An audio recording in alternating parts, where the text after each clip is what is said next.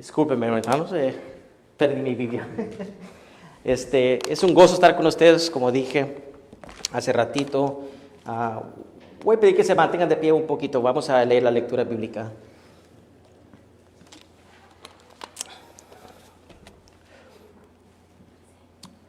Van a abrir sus Biblias a Romanos capítulo 10, versículos 11 al 13.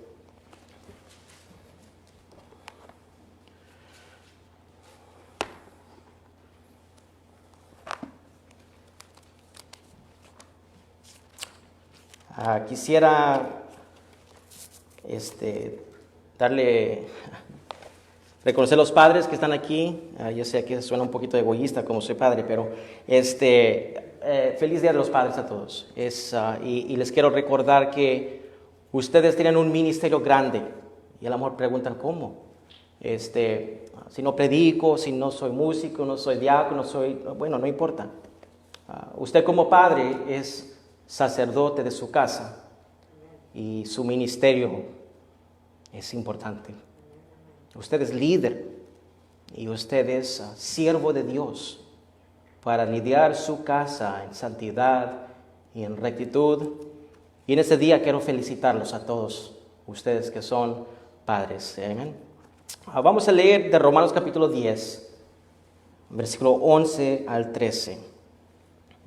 Dice la palabra de Dios así: pues la Escritura dice, todo aquel que en él creyere no será avergonzado. Porque no hay diferencia entre judío y griego. Pues el mismo que es Señor de todos, es rico para con todos los que le invocan. Porque todo aquel que invocar el nombre del Señor será salvo. Les invito a que oren conmigo.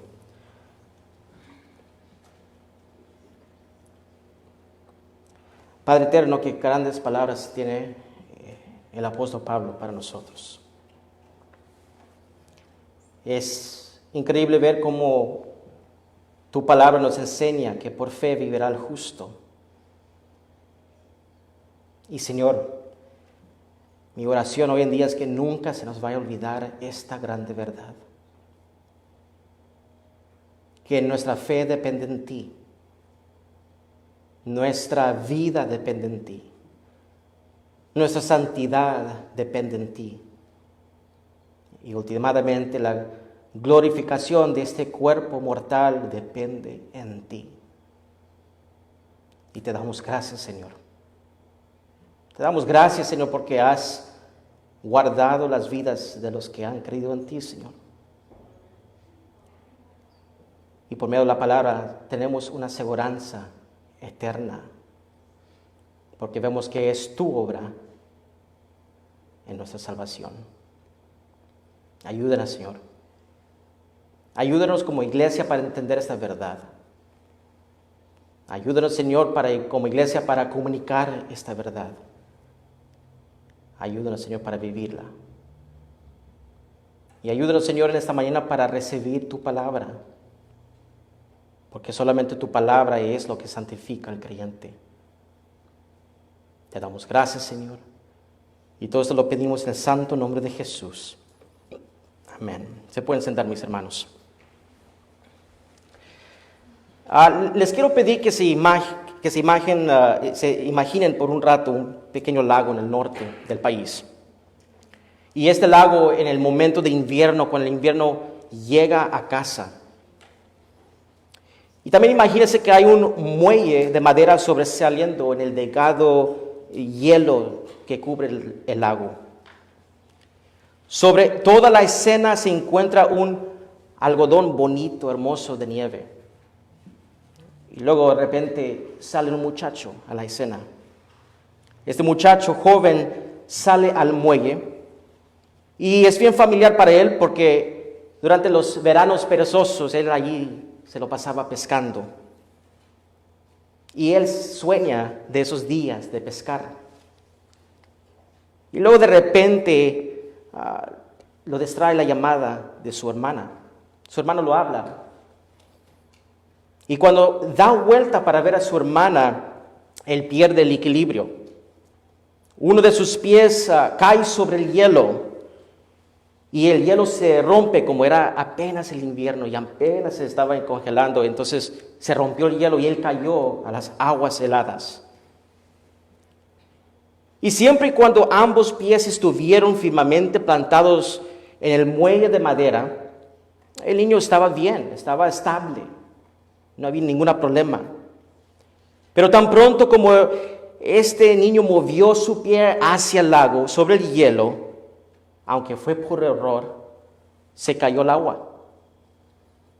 Mientras mantengamos nuestra confianza totalmente en el trabajo terminado de Cristo Jesús en la cruz, estamos seguros de la promesa de Dios, esa promesa de vida eterna. Pero en el momento tan pronto que descansamos sobre el hielo de nuestras obras, en el hielo de nuestra autojustificación, ese hielo se rompe y ya estamos inseguros. En nuestro estudio de Romanos capítulo 10, versículos 11 al 13, vamos a ver cómo este pasaje proporcionará la base para nuestra garantía o la seguridad del creyente.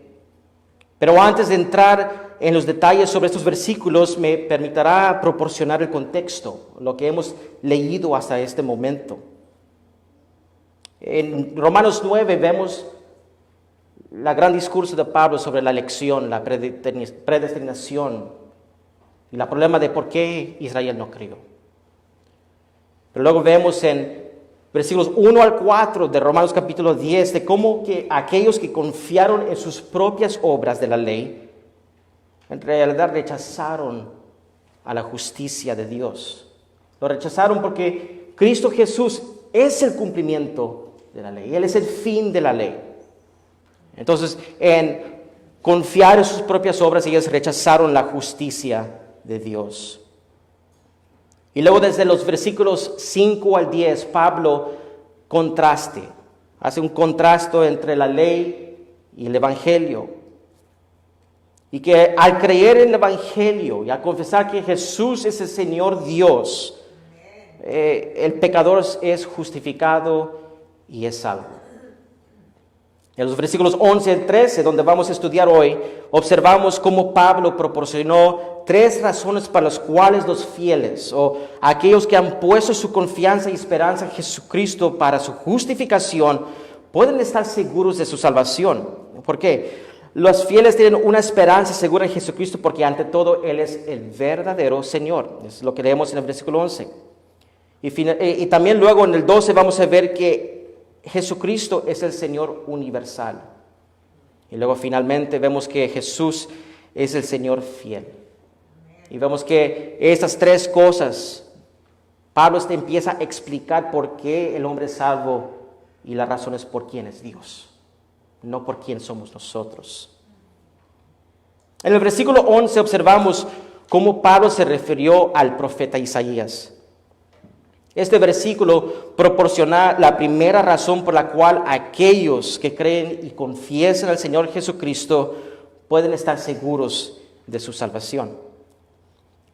Primero debemos de observar que el apóstol tiene claro aquí a quién se está refiriendo, de quién está escribiendo. Este versículo no dice que todos pueden hacer la gran confesión de la fe, ni tampoco dice que todos pueden creer. No está diciendo eso Pablo. Pablo simplemente está diciendo aquí todo aquel.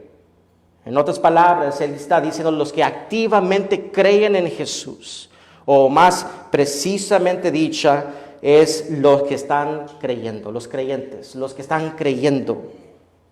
Sin embargo, la fe sola no puede proporcionar seguridad. ¿Por qué digo esto? Porque observamos cómo innumerables personas poseen un tipo de fe en una persona, filosofía, religión o creencia. Observamos cómo el budista confía en los dichos de Buda. También observamos místicos que ellos confían en sus palabras declarativas para atraer salud, riquezas, amigos, fama, amor. Ellos tienen un parte de fe. Aún también vemos que hay sectas o gente que creen en un Jesús pero en realidad su fe está puesta en un Jesús equivocado. Entonces, no es tan solo necesario tener fe, pero es importante tener fe en la persona correcta, y esa persona es Jesucristo. Y el momento que uno cree en el Señor Jesucristo y en el mensaje de Jesús, el evangelio total, el justificado. Y aquí Pablo, él hace usa Isaías 28, 16 para... Él muestra que los creyentes en Jehová eran los que nos iban a avergonzar. Y en este capítulo, es un capítulo de juicio. El profeta Isaías viene hacia las dos casas de Israel, Efraín y Judá. Y en este capítulo empieza a predecir cosas feas que iba a venir a la casa de Israel. Miramos en Isaías capítulo 28, los versículos 7 al 8, lo que dice Jehová a la casa de Efraín. Dice, pero también estos erraron con el vino, y con sidra se entontecieron.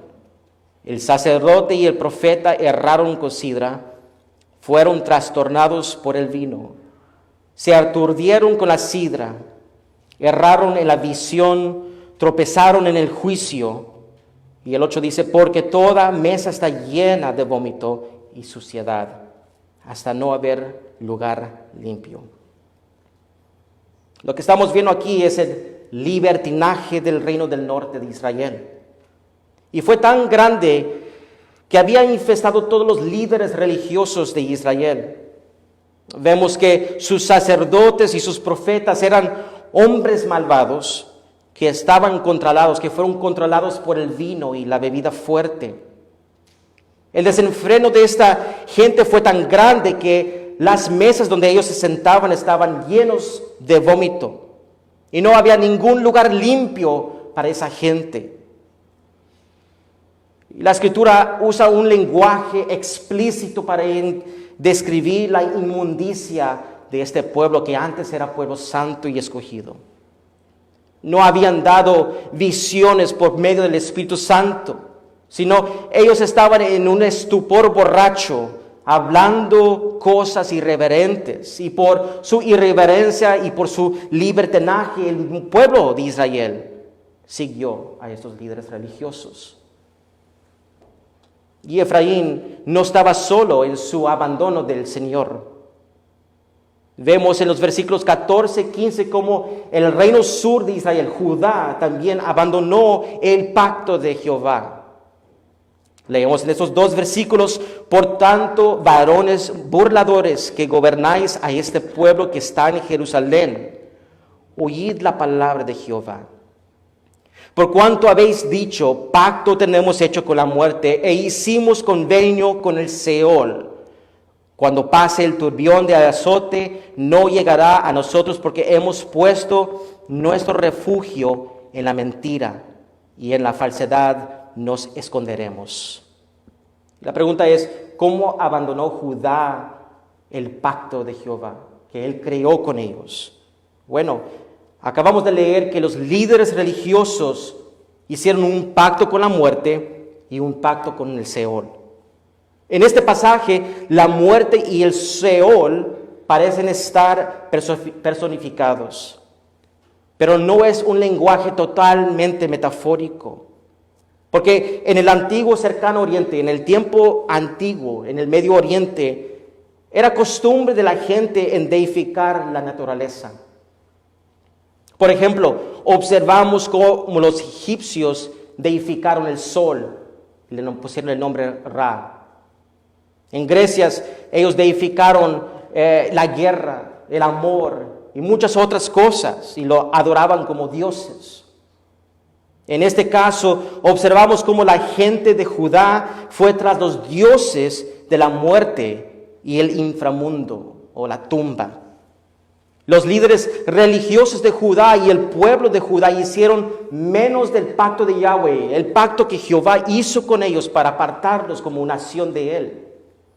Ellos hicieron menos ese pacto y crearon pacto ahora con los dioses de los cananeos para poder evitar destrucción, para poder evitar pobreza, para poder evitar sequías o lo que sea. En lugar de confiar en Jehová, se desviaron del pacto y adoraron a dioses falsos. Y por eso Jehová trajo palabra de juicio contra las dos casas de Israel. Leemos en Isaías 28, versículo 2, de cómo Dios trajo juicio contra Efraín, cuando dijo: he aquí Jehová tiene uno que es fuerte y poderoso, como turbión de granizo y como torbellino trastornador, como ímpetu de recias aguas que inundan, con fuerza derriba a tierra. En otras palabras, Jehová está diciendo que tenía algo preparado, una fuerza preparada para venir contra los de Efraín por su traición. Y no solamente Efraín recibió esta palabra de juicio, pero sino también Judá, porque vemos en Isaías capítulo 28, versículos 17 al 18, y ajustaré el juicio a cordel, y a nivel la justicia, y granizo barrerá el refugio de la mentira, y aguas arrollarán el escondrijo, y será anulado vuestro pacto con la muerte, y vuestro convenio con el Seol no será firme. Cuando pase el turbión del azote, seréis de él pisoteados. Para los israelitas que cayeron en el libertinaje y en la idolatría, ellos sufrieron pérdidas y fueron destruidos por el imperio asirio. Y déjame decirles algo. Hay muchos a tu alrededor y es posible que unos aquí también han confiado en cosas que han hecho como Dios en su vida. A lo mejor has puesto tu esperanza en tu economía. A lo mejor has puesto tu confianza en tu posición social. A lo mejor has puesto tu confianza en hombres o cosas que son antibíblicos. Pero el final de esa esperanza es destrucción. No hay nada bueno que puede venir en confiar en otras cosas que no es Dios. Pero luego vemos que el profeta Isaías, a quien el apóstol Pablo citó, él recibió una palabra de esperanza del Señor. En medio de este pronunciamiento de juicio hay palabras de seguridad. Leemos como el Señor le dijo a unos pocos elegidos en Efraín, en Isaías 28:5. En aquel día Jehová de los ejércitos será por corona y de gloria y diadema de hermosura al remanente de su pueblo. Entonces aquí Dios está prometiendo que Él mismo será la corona de aquellos que creen en Él. Él mismo sería la diadema de gloria para aquellos que esperan en Jehová y que confiesen al Señor. Pero los que no confiesan al Señor, para ellos está esperando ruina y destrucción. Y no solamente Efraín recibió esta profecía y de aliento, pero también la casa de Judá. En Isaías 28:16, de donde viene la cita de Pablo, dice: por tanto Jehová el Señor dice que así: he aquí que yo he puesto en Sión por fundamento una piedra probada, angular, preciosa, de cimiento estable. El que creyere, no se apresure. La palabra de esperanza que el Señor dio a Israel fue que si confiaban en Él, el verdadero Señor, no los dioses falsos, no el libertinaje o la economía o ninguna de esas cosas, pero el Dios verdadero, y si confiaran en las promesas de Jehová, ellos no iban a ser avergonzados. Entonces, del mismo modo, si usted deposita su confianza en Jesucristo, el verdadero Señor y el único Dios viviente, no correrás de un lugar a otro en desesperación, sino que tendrás esperanzas que tú serás salvo y para siempre. En el versículo 11 vimos cómo los fieles tienen una esperanza segura. ¿Por qué? Porque Él es el Dios verdadero. Pero leemos en el versículo 12 de cómo los fieles tienen seguridad porque su confianza está en el Señor universal. Y hay dos formas de entender el señorío universal de Jesús. Primeramente, podemos decir que Jesús es el Señor de todo lo que ha creado. Y también podemos decir que Jesús es el Señor sobre todos, sin distinción de categoría. Él es Señor de todos aquellos que vienen a Él en confesión de su deidad.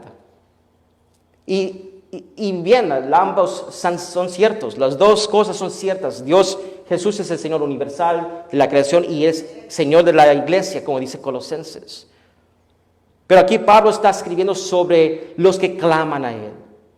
Y él dice, él empieza, el que invoca el nombre del Señor será salvo.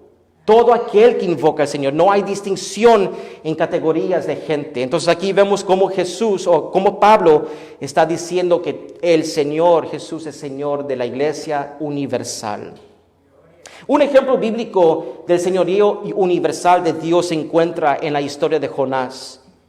Y como muchos sabrán, Jonás fue un profeta, el profeta israelí, fue llamado a predicarles o a llevar el mensaje de juicio a los que eran habitantes de Nínive.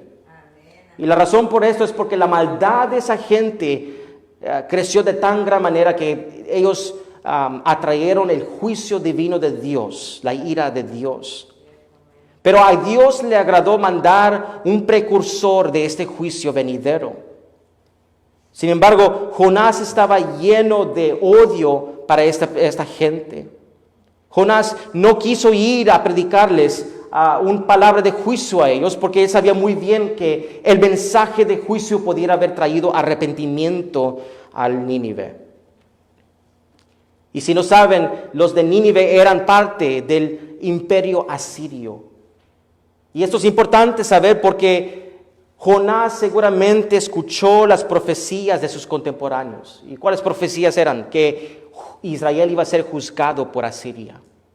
Entonces, para él llevar un mensaje de juicio a la gente que Dios iba a usar para juzgar a Israel era algo bien, pero bien difícil para él. ¿Y qué hizo Jonás? Él corrió, y corrió, y corrió. Y en correr llegó hasta el mar y vio que ya no podía correr más este profeta. Y cuando vio el mar, se subió en un barco y empezó a navegar con los marineros de ese barco en el mar. Él quería huir hasta el lugar más lejos para no poder llevar ese mensaje de juicio a sus enemigos. Pero a Dios le plazó usar a este profeta terco para llevarle este mensaje a los habitantes de Nínive. Y cuando vemos que Jonás estaba en ese barco, vimos que el Señor mandó una tormenta a Jonás. Y los marineros nunca vieron una tormenta como esta y ellos estaban clamando por misericordia. Y Jonás finalmente les confesó que la tormenta fue por culpa de él, porque estaba huyendo de la presencia del Señor, él estaba huyendo del ministerio que él le pertenecía. Y él les dijo que si lo tiraban del barco, Dios mismo iba a parar la tormenta. Bueno, estos marineros tomaron a Jonás y lo tiraron del barco y así como dijo Jonás, el Señor calmó la tormenta. Y fue tan increíble lo que vieron estos marineros que ellos ofrecieron sacrificios a Jehová y ofrecieron votos al Señor. Y cuando Jonás fue lanzado al mar, él empezó a sentir cómo las aguas vino a hacerse como la tumba sobre él. Y el aliento y respiración de Jonás se les estaba acabando. Pero Jehová en toda su misericordia mandó un pez para comérselo. Y vemos que ese pez luego empezó a nadar hasta la costa del imperio asiria. Y yo no sé de ustedes, pero sería una escena bien impactante ver que un pez sale del mar y vomita a un adulto. Yo creo que si yo estuviera ganándome la vida como un residente de ese imperio, eso sería un cuento para contarles a mis amigos. Y es importante este detalle también en la historia de Jonás. Porque los habitantes de Nínive tenían como patrón de su ciudad un pez. Así como en Texas tenemos como patrón el animal de los Longhorns, ¿verdad? Como el símbolo de Texas. Ese era el animal que simbolizaba esa ciudad. Y no solamente eso, pero ellos tenían como diosa a una diosa que se llama Ishtar. Y por eso ellos se llamaban Nínives o de Nínive, porque la diosa de ellos en el idioma de ellos era Nina.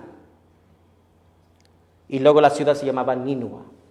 Entonces cuando esta gente vio que el animal que es el animal de su ciudad vomitó es posible que ellos creyeron, los dioses nos va a hablar. Pero déjame decir, no eran los dioses, no era Ishtar, era Jehová mismo que iba a llevar mensaje de juicio a este pueblo. Ahora, ¿por qué menciono toda esta historia?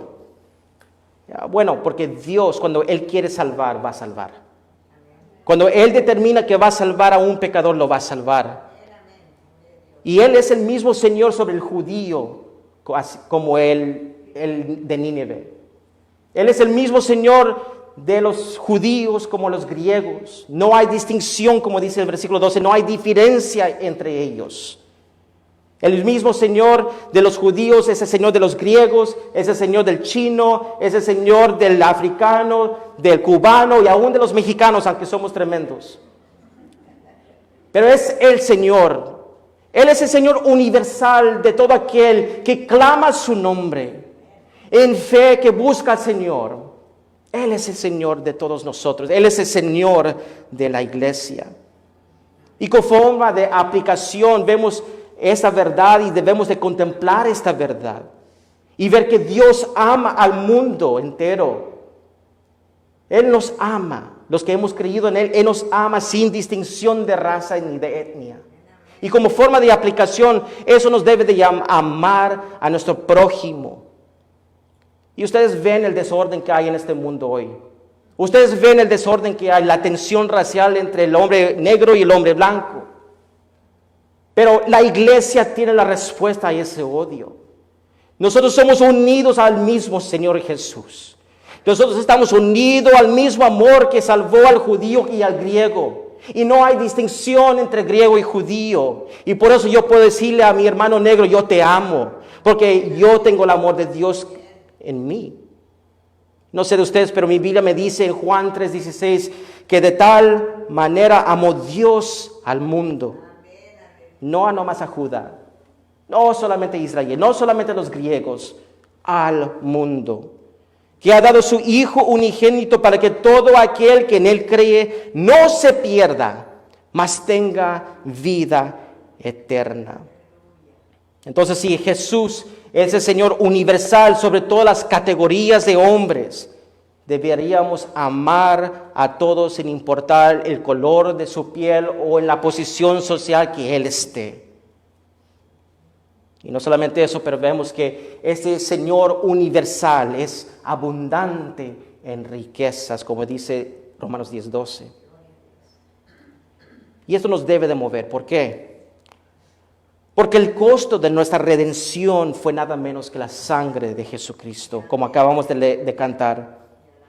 No olvidemos que sobre todos nosotros estuvo la condenación del pecado, la condenación de la muerte. Fuimos culpables de todos nuestros pecados y estábamos endeudados eternamente al Dios viviente.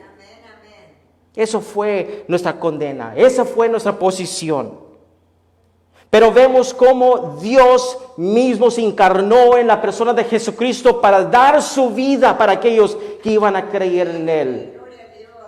Y si Dios dio de su sangre, Él no va a guardar ninguna cosa para el bien espiritual de nosotros. No dije material, dije espiritual. Porque el propósito de salvarnos es para conformarnos a la imagen de Jesucristo. Y vemos esta gran obra de redención en las palabras de Pablo en Hechos, capítulo 20, versículo 28, donde él da una exhortación a los ancianos de Éfeso.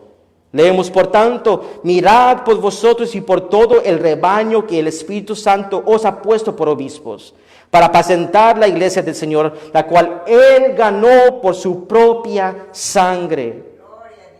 Tenemos una esperanza firme, una esperanza segura de que somos justificados por medio de la fe, no por obras.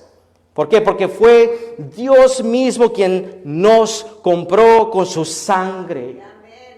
Y hermanos, si Él derramó su propia sangre por nosotros, el Señor está dispuesto a darles todas las cosas que beneficiarán tu caminar espiritual. Entonces, si careces de esperanza, puedes tener esperanza hoy en día por medio de su Santo Espíritu y por medio de la santa palabra de Dios, que Dios nos va a dar lo que necesitamos para vencer el pecado y maldad. Y vemos que en Romanos 8, 32 y 34 dice cómo la sangre de Cristo nos da estos beneficios. Dice, el que no escatimó ni a su propio Hijo, sino que lo entregó por todos nosotros, ¿cómo no nos dará también con Él todas las cosas? Entonces, ¿quién acusará a los escogidos de Dios? Dios es el que justifica. Y es impactante esa parte, porque si Dios es justifica, no hay ninguna otra autoridad que te puede condenar. Ninguna. El 34 dice, ¿quién es el que condenará? Cristo es el que murió, o sea, el precio más alto. Más aún, el que también resucitó, el que además está a la diestra de Dios, el que también intercede por nosotros. Entonces, cuando el enemigo viene y trata de poner pensamientos de inseguridad, recuerdas en su Señor universal. Él es el Señor que te compró con su propia sangre. Y si eres rico, no seamos arrogantes en nuestras riquezas, porque luego nos olvidaremos de las abundantes riquezas de la gracia que tiene Jesús para nosotros. Si somos pobres, recuerdan que el Señor Jesús ha depositado una fe que ha producido muchas más riquezas de las que nos podemos imaginar aquí en la tierra. Si estamos enfermos, sepa que Jesús es su Señor y es Señor sobre su condición. Y Él ya ha sanado nuestra enfermedad de pecado y muerte a través de su cruz. Si te sientes menospreciado por la sociedad o si eres oprimido aún por tu empleador, sepa que Jesús es el Señor sobre todos los aspectos de la vida y que Él lo ama con un amor eterno que nunca se va a desvanecer. Como Jesús es el Señor de su salvación, podemos juntos decir con el apóstol y la iglesia universal, ¿quién me acusará? ¿Quién acusará a los elegidos de Dios? Dios es quien me ha justificado. Dios es quien me compró con su propia sangre y solo Él es el Señor de todos. Los santos de Dios tienen esa seguridad de su salvación porque han puesto su esperanza en el Señor verdadero y en el Señor universal. Y además observamos en el versículo 13 cómo los fieles, es decir, todos aquellos que han puesto su fe y confianza en el Señor Jesucristo y su obra redentora, tienen seguridad debido a la fidelidad del Señor. Un error común entre los cristianos es que ponemos nuestra confianza en la misma promesa al costo de olvidarnos de quién dijo o quién dio la promesa. Y eso es un error. Yo entiendo, y es bueno apreciar los dones, es bueno apreciar lo que Dios da, pero nunca apartes el don del que da el don. Nunca lo hagas, porque debemos de adorar a Jesús y no adorar a los dones que nos da. Y eso es una cosa que entendemos, yo creo, instintamente. Todos sabemos esta verdad porque, por ejemplo, si yo tengo un amigo que me dice, John, nos vamos a juntar para una junta a la 1 de la tarde, pero si ese amigo me ha fallado varias veces, yo sé que puede venir a la 1 con 5 minutos, uno con 15 minutos o uno aún más tarde, pero yo sé que a lo mejor él va a estar tarde por una razón u otra. Cuando planeamos la quinceañera de mis hijas, pusimos ahí en la invitación, no sé qué hora, yo creo que era que las 3 de la tarde, no me recuerdo, 4 o 5, quién sabe, ya me recuerdo, ya se me olvidó. Pero pusimos un horario, pero yo creo que yo y mi esposa sabíamos muy bien que iba a haber gente que no iba a llegar hasta las 3:30, no querían estar allí en la ceremonia, a lo mejor hasta las 4. Y hay unos que nomás llegaron por pura comida, puro tragazón. Sabíamos que eso iba a ocurrir, sabíamos. ¿Por qué? Porque sabíamos quién invitamos, ya sabíamos. El otro extremo, yo conozco gente que cuando me dicen, John, yo voy a estar allí por ti. Tú háblame, confía en mí. Yo sé que puedo confiar en esa persona. ¿Por qué? Porque él ha mostrado su fidelidad a mí. Y no quiero usar esa historia de mi vida como algo de quejarme, no quiero usar esta plataforma para esa razón. Es simplemente una ilustración, porque yo también he sido culpable de fallarle a la gente que me ama. Yo he fallado a la gente. Pero el punto es aquí, que tenemos un Dios que es fiel. Él es fiel.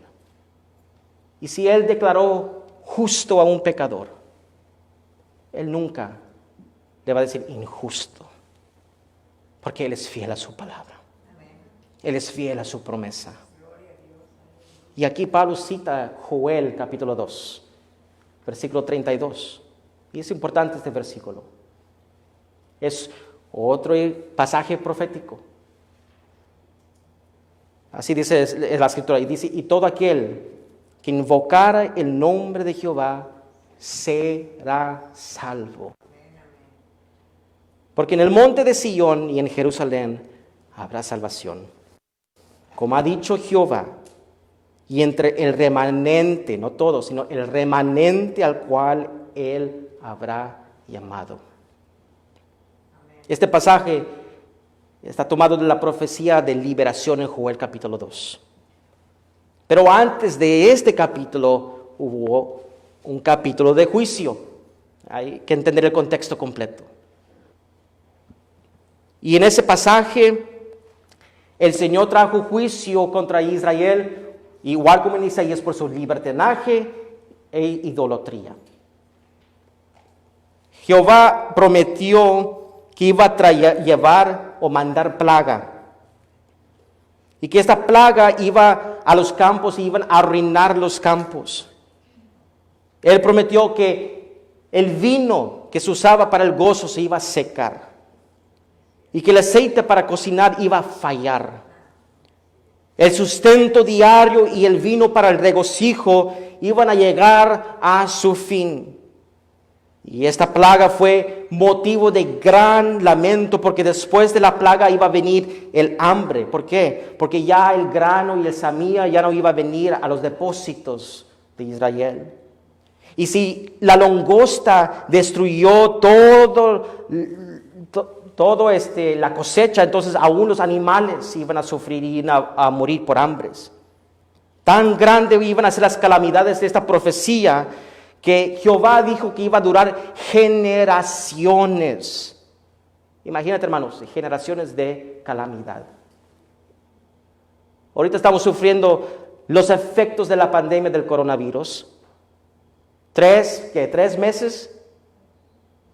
La economía ha caído al piso. La gente se está matando por estar encerrados en sus casas. El precio de fajitas, 7, 8, $10 a la libra. Y a mí me afecta, ¿ok? A mí me afecta eso. Pero las consecuencias de una mala cosecha es increíble. Y aquí Jehová está diciendo que las consecuencias de esas plagas iban a durar hasta la 4ª generación. El juicio de Dios no es ningún juego ni chiste. Ninguno. Por eso esta profecía se tenía que comunicar a sus hijos, sus nietos y sus bisnietos. ¿Por qué estamos sufriendo? Por nuestra rebelión a Jehová. Y para acabarlo, no nomás eran hambres, No nomás era plagas, era también conquista militar. Joel profetizó todas estas cosas. Pero en el segundo capítulo vemos el aliento de esperanza para el remanente de Israel. Los que creyeron en Jehová. Ellos recibieron, los que claman a mí serán salvos. La promesa de Dios fiel.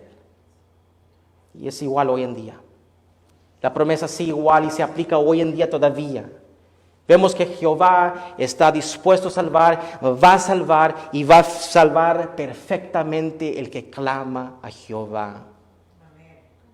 Tenemos la promesa del apóstol en Hebreos capítulo 7, 24 al 25, donde dice: mas por cuanto permanece para siempre, hablando de Jesús, mas Jesús, por cuanto permanece para siempre, tiene un sacerdocio inmutable, no cambia el trabajo de Jesús. Y dice de él: por lo cual puede también salvar perpetuamente a los que por él se acercan a Dios, viviendo siempre para interceder por ellos. Entonces Jesús puede y salva perfectamente, perpetuamente a los que se acercan a Dios por medio de él, el Dios verdadero. Ustedes que son verdaderamente salvos no tienen que temer de perder el don de su salvación, porque Jesús termina y cumple la salvación perfectamente y Él está actualmente intercediendo por ti. Tenemos promesa de Jehová. Y amados, si el Señor lo prometió, créelo que lo va a cumplir. Podemos confiar en el carácter y la persona de Dios porque Él es fiel. Es tan fiel que el apóstol Juan lo describió, su nombre, asoció su nombre con verdad y fiel. Leemos el Apocalipsis capítulo 19, versículo 11. Entonces vi el cielo abierto y he aquí un caballo blanco. Y el que lo montaba, hablando de Jesús, y el que lo montaba se llamaba Fiel y Verdadero, y con justicia juzga y pelea. Ese es nuestro Jesús. Él es nuestro Jesús. Ese es nuestro Jesús, el fiel y verdadero. El que dijo que nunca te desamparará. Estaré contigo hasta los fines del mundo. El que dijo, el que a mí se viene, yo lo resucitaré en el postrero día. Él te salvará perfectamente y no pierdes ese don. Es tuyo, garantía, promesa de Dios mismo, y Él es fiel, no mentiroso. No sé de ustedes, pero al leer esos 3 versículos y ver el carácter de Dios en medio de estas páginas del Antiguo Testamento y el Nuevo Testamento, mi corazón se llena de seguridad. Y espero que sus corazones también se llenan de seguridad. Mi esperanza se solidifica y se confirma que mis pies han sido puestos sobre la roca firme, quien es Jesucristo. No porque yo merecí la salvación, no porque yo merecía ser declarado justo, sino por quien es Jesús. Y aunque hay muchos hombres que ponen sus esperanzas sobre los altares de dioses falsos, nosotros, los llamados y escogidos de Dios, debemos seguir poniendo nuestra esperanza en Jesucristo, quien es el Dios verdadero. Y aunque hay muchos hombres que acumulan sus esperanzas sobre cosas que fueron creados, nosotros que somos hijos de Dios, llamados de la oscuridad a la luz gloriosa de Jesucristo, seguimos confiando que Jesús es el Señor universal que compró con su propia sangre a la iglesia. Y si Él nos compró y dio su sangre, ¿qué no hará por nosotros? Somos de Él. Y también nosotros, los que hemos sido llamados y escogidos por medio de Jesucristo, sabemos y tenemos una aseguranza firme en el Señor, porque Él es el Dios fiel. No debemos ser como el niño pequeño de la ilustración al principio. No debemos depositar nuestra confianza en algo tan delgado y débil como nuestras obras de la ley. No. Pon tus esperanzas en la roca firme de Jesús y su obra redentora. Les invito a que oren conmigo. Oh Padre, te damos gracias. Te damos gracias porque vemos tu obra en medio de estos pasajes. Vemos tu carácter y tu personalidad, Señor, y quién eres tú. Y basado en quién eres tú, tenemos seguridad. Tenemos seguridad que nuestra salvación está guardada en ti. Y te damos gracias, oh Jehová. Rendimos nuestra vida a ti, Señor, en obediencia, en sumisión a ti, Señor.